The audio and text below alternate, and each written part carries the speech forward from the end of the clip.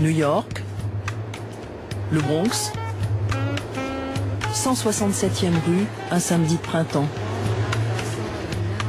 Nafi prend le métro près du Yankee Stadium et égrène ses souvenirs au fil des stations de la ligne B. Elle revoit la Guinée, Chiakoulé, le village où elle est née. Puis la Casamance, la vie près de sa mère, les routes de l'exil. La fuite vers un monde qu'elle croyait meilleur.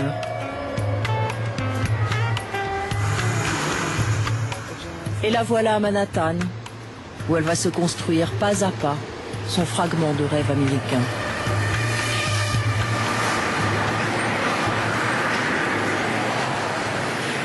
Dans ce quartier, tout le monde connaît Nafissatou.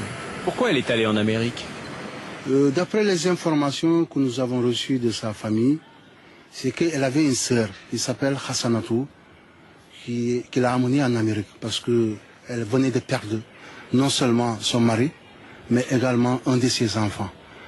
Donc depuis lors, elle était dans une situation précaire. Elle se battait pratiquement seule pour subvenir aux besoins de sa maman. Je pense que pour tout Africain, le rêve, c'est de partir soit en Europe ou bien en Amérique. Et c'est cette chance qu'elle a saisie lorsque sa sœur a décidé de l'amener en Amérique.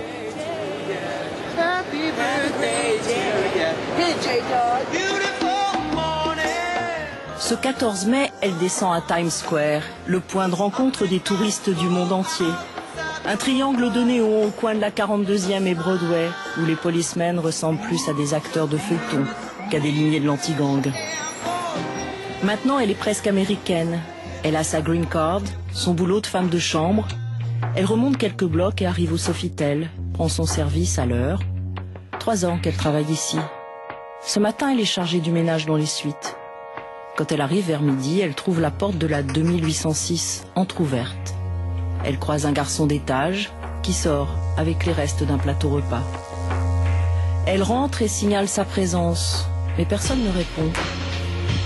Nafi se met à nettoyer le grand salon, la salle à manger. Elle poursuit son ménage et rentre dans la chambre. C'est là qu'elle tombe sur un homme nu qui sort de sa douche. Elle s'excuse et tourne les talons, mais il la bloque et l'agresse. Elle s'enfuit en courant. Il la rejoint dans le couloir et tente de la dévêtir. Elle s'échappe à nouveau, il la rattrape près de l'entrée de la salle de bain et lui impose un acte sexuel. Elle parvient à s'enfuir et alerte ses collègues. Il s'écoule près d'1 heure avant que la police ne soit prévenue. Pendant ce temps, l'homme dont elle ne connaît pas le nom est parti.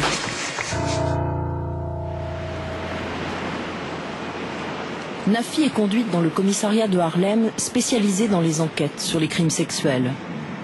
Elle raconte de nouveau l'agression, sa honte. 5 jours plus tard, elle recommence devant les jurés au tribunal. Sur la foi de ses déclarations, Dominique Strauss-Kahn est inculpé. Mais Nafi a peu dit de sa vie. Elle a 32 ans, une fille de 16 ans. Elle est arrivée aux États-Unis en 2001. Elle a obtenu le droit d'asile il y a 3 ans, grâce à l'une de ses associations d'aide aux migrants, qui a vu défiler beaucoup de femmes comme elle. En ce qui concerne les demandes d'asile, nous avons eu un nombre très élevé de Guinéennes qui ont déposé une demande ces 2 dernières années. Elles viennent en général ici avec des visas de touristes et elles ont peur de repartir parce qu'elles ont été victimes de mariages forcés. Elles ont justement quitté le pays pour échapper à un mariage forcé. Ou alors, elles ont des filles et elles ne veulent pas que leurs filles repartent au pays et se retrouvent obligées d'être excisées.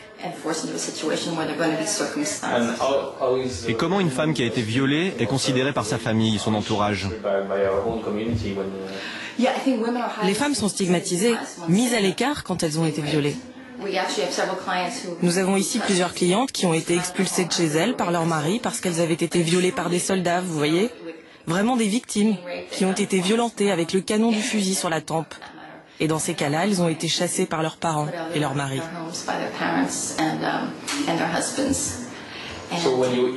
Quand vous entendez les avocats de Dominique Strauss-Kahn dire qu'elle a pu avoir un rapport consenti, qu'en pensez-vous? Cela me paraît absurde, parce que même lorsqu'elles sont bien mariées, les rapports sexuels sont si douloureux pour les femmes qui ont été excisées que la simple idée qu'elle puisse avoir une relation pour le plaisir, cela me paraît inconcevable. Parce que même dans les meilleurs des cas, cela reste très douloureux pour elle.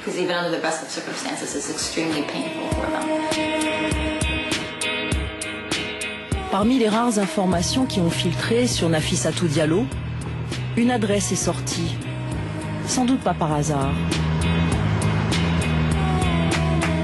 La presse du monde entier a montré, filmé son dernier domicile connu dans le Bronx. Un immeuble propre, mais pas clinquant, où certains logements sociaux sont réservés à des locataires séropositifs. Pouvait-on en déduire que Nafi ou sa fille, qui vivent au 4e étage, étaient malades? Le pas a été franchi. Et c'est bien ce qui désole les bénévoles de l'African Service Committee, qui luttent depuis des années pour le dépistage du sida. Ça a vraiment fait beaucoup de mal et ça fera encore beaucoup de mal dans la communauté africaine. Parce que, comme je vous le disais, nous essayons vraiment d'amener les Africains à se faire tester, à se faire soigner.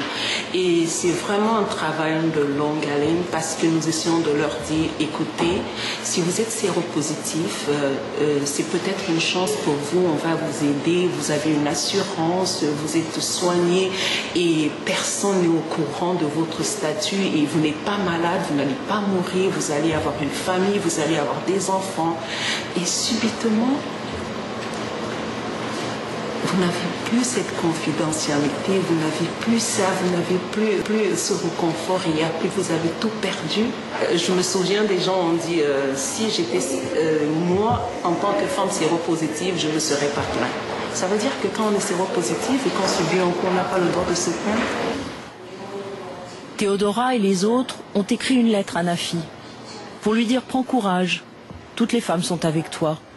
Tu seras celle qui a osé parler pour défendre notre honneur. » Nous nous sommes demandé, est-ce que si c'était une femme de race blanche, on allait parler de sa séropositivité?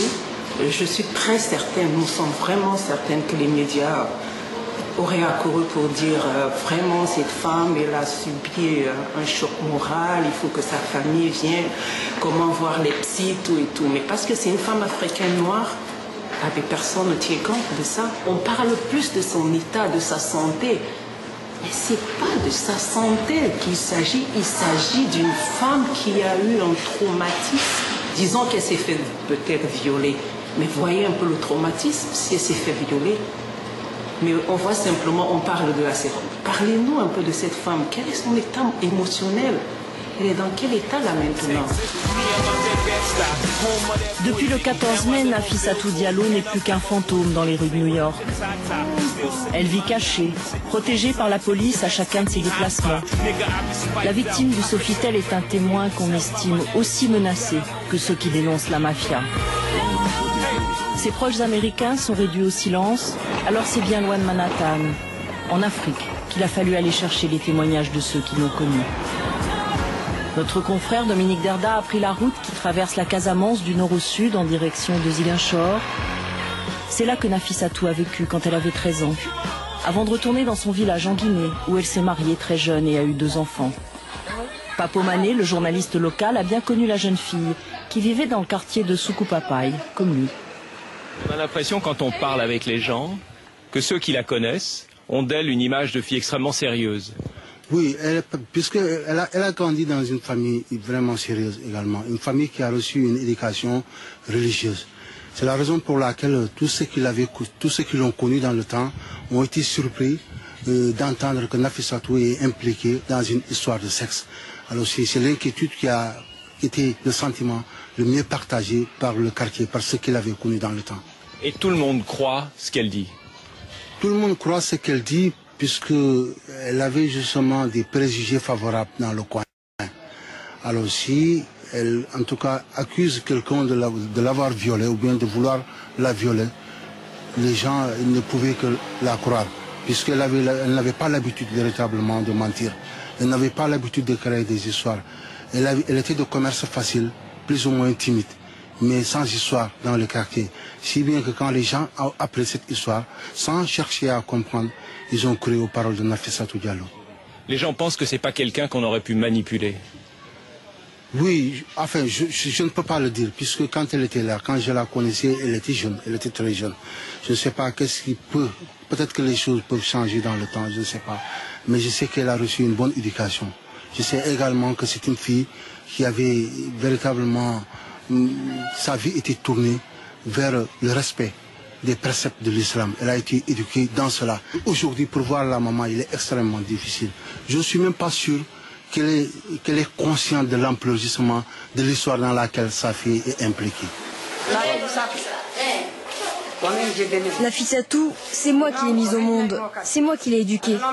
Je l'ai toujours élevée comme une fille polie et respectueuse. Depuis qu'elle nous a quittés pour aller vivre en Amérique, on ne nous a jamais dit du mal d'elle. Maintenant qu'on m'a raconté ce qui lui est arrivé, je suis inquiète, je ne dors plus, je n'ai plus d'appétit. Je souhaite qu'elle s'en sorte bien et dignement. À Ziguinchor, on est bien loin des États-Unis et de tout ce brouhaha autour de Dominique Strauss-Kahn. Et personne n'imagine que la femme de chambre de l'hôtel Sofitel ait tout inventé de cette histoire, dans laquelle elle a tant à perdre, à commencer par son honneur et celui de sa famille. En bref, en France, sachez qu'une enquête préliminaire a été ouverte après la plainte de deux femmes. L'histoire comme ça, éclabousse sa famille. Donc elle ne veut pas quand même mettre la honte sur sa mère, sur sa famille. Dans ce café où se réunissent les jeunes Guinéens de Paris, tout le monde connaît Nafi. Par culture et par tradition, tous se sentent proches d'elle. Le rêve américain de Nafissatou, je ne sais pas, je peux pas me prononcer, mais bon, en général, le rêve américain, voilà ça. La plupart des Africains pensent que les États-Unis c'est l'Eldorado, c'est pas que l'Afrique, hein, c'est le pays de la liberté. Le pays de la liberté, et tout le monde rêve de partir là-bas. Du coup, c'est plus pour améliorer sa condition, parce que si vous voulez, bon, elle a perdu son mari, au moment où elle a perdu son mari, elle était sans emploi, elle n'est pas du tout éduquée, donc pour elle, aller aux États-Unis, c'est un moyen de pouvoir avoir un emploi, gagner dignement sa vie, et ne pas être obligée de se remarier avec une personne que peut-être sa famille aurait choisie pour elle. Nafissatou est dépeinte un peu comme une femme qui aurait pu être arriviste ou si vous voulez, opportuniste. Une femme Peul qui se fait violer en Guinée ne va jamais porter plainte. C'est plutôt une honte. Si jamais elle va porter plainte, on dira que c'est plutôt elle qui a provoqué cette affaire-là. Et le fait même qu'elle soit exposée aujourd'hui, c'est une honte pour elle. Et aujourd'hui, repartir en Guinée, elle sera pas vue d'un bon œil. Donc c'est probablement, des suppositions, que c'est le personnel de l'hôtel qui l'a convaincue à faire cette accusation. Parce que d'elle-même, en pensant à ce que sa communauté aurait pu penser d'elle, elle ne serait pas allée porter plainte. Dans les familles, le sexe par exemple, même quelle que soit la modernité des familles, quel que soit le degré, c'est un sujet tabou, on n'en parle pas, on évite. Et même là, déjà le sexe, l'éducation sexuelle, c'est quelque chose qui est fait certainement, mais dans la plus grande discrétion. La soutenir en fait. Ce qu'on voudrait, c'est qu'elle soit respectée, tout simplement, elle soit respectée. Donc nous respectons Dominique Strauss-Kahn. Honnêtement, la communauté guinéenne respecte Dominique Strauss-Kahn. Mais de la même manière qu'il est respecté, qu'on respecte sa présomption d'innocence, il faudrait respecter, comme il a dit, sa présomption de victime. Donc tant que la justice américaine n'a pas fait la lumière sur cette affaire, on ne peut pas incriminer l'une des parties ou l'autre des parties. Le respect, la lumière, la justice, ce sera pour dans quelques mois. Pour l'instant, il y a encore plusieurs étapes avant d'arriver au procès. Cette semaine, la cour criminelle de Manhattan a repris ses audiences. 2 policiers accusés de viol sur une détenue ont comparu libres. Les petits trafiquants, les voleurs à la tire, ont eu moins d'égards. Le procureur Vance a recruté 2 adjointes spécialistes des affaires de viol. L'avocat de Nafi a engagé 2 suppléants et les défenseurs de Dominique Strauss-Kahn ont raflé tout ce que la ville compte de détectives pour fouiller le passé de la jeune fille. Tous, sauf eux, les hommes de Kevin Clark, que des anciens du NYPD, New York Police Department, des privés qui savent exactement comment ils auraient procédé si on leur avait confié l'affaire. So what do you think on this? Tu penses qu'on aurait fait quoi si on avait été saisi de la contre-enquête? On aurait essayé de rassembler toutes les informations possibles sur la victime. Ouais, mais elle la protège, il ne donne même pas son nom. Il n'y a pas beaucoup d'infos qui sortent. On sait juste d'où elle vient, son âge. Il y a beaucoup de questions qu'il faut se poser dans un cas comme celui-là. Quel est l'emploi du temps de cette femme quand elle travaille à l'hôtel? Pourquoi elle était là? Ce qui s'est passé pendant qu'elle nettoyait les autres chambres. Pourquoi ce monsieur est parti si vite en oubliant son portable et ses affaires? C'est le genre de questions auxquelles il faut répondre. À la police de New York, les enquêteurs ont à leur disposition des centaines de personnes pour travailler sur l'affaire. Et je te parle pas des bases de données qui sont bien plus importantes que tout ce que les privés peuvent avoir. Ils ont un vrai centre des crimes qui recense toutes les personnes qui ont été arrêtées à New York ces 30 dernières années. Si nous avions été engagés sur cette affaire, on n'aurait fait que ça. Et chacun ici aurait eu une mission attitrée. Trouver le plus petit témoin, poser toutes les questions, sortir toutes les vidéos, parler à tout le monde, ceux qui étaient dans l'hôtel, qui a pu entendre quelque chose, qui était dans la chambre d'à côté. Il y a tellement de questions auxquelles on doit répondre. Et c'est ce qu'on sait faire. Poser et reposer les questions. Et là on se réunit et on se dit, toi, qu'est-ce que tu as eu quand tu es allé chez elle? Qu'est-ce que t'ont dit les voisins quand tu es allé les interroger pour savoir quel genre de fille elle est? Qui va et vient dans sa maison? Pourquoi elle a autant de boulot? On irait sûrement voir son premier patron pour savoir comment ça se passait chez lui. On chercherait si elle a été poursuivie en justice au cours de toutes ces années.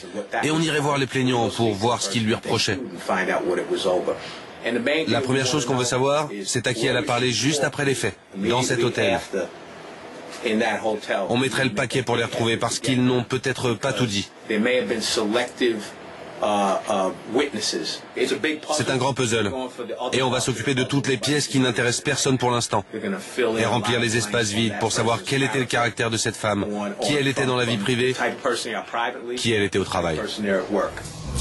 Et il soulève un point de procédure qui les tracasse. Quand Dominique Strauss-Kahn a été interpellé à l'aéroport dans le vol Air France 023, c'est la police de l'air et des frontières qui est intervenue et lui a demandé de quitter l'appareil.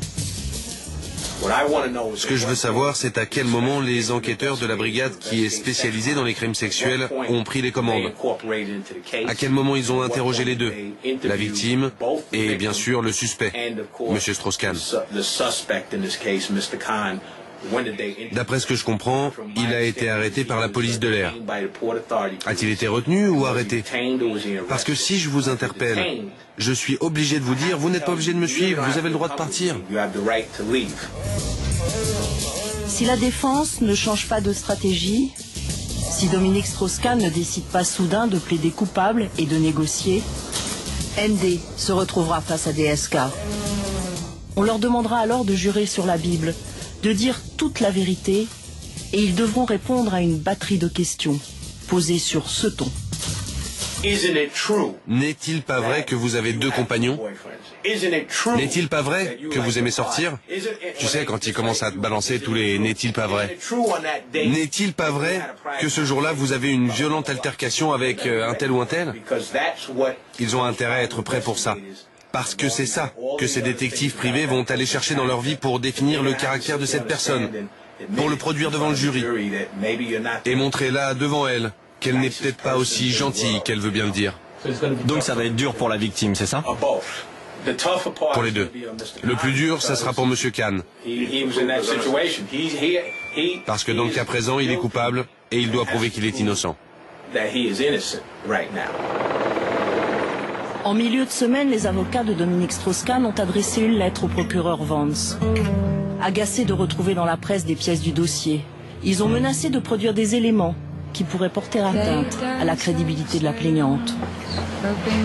Le soir même, Dominique Strauss-Kahn quittait le building de l'Empire, c'est le nom de cet immeuble du 71 Broadway, pour une demeure plus calme, plus vaste, plus chère. Et pendant ce temps, elle était où, Nafi? En promenade surveillée sur les rives de l'Hudson, le fleuve par lequel tous les migrants sont arrivés de l'Atlantique, Le fleuve qui les menait vers leur rêve de liberté, celui de Nafi était petit.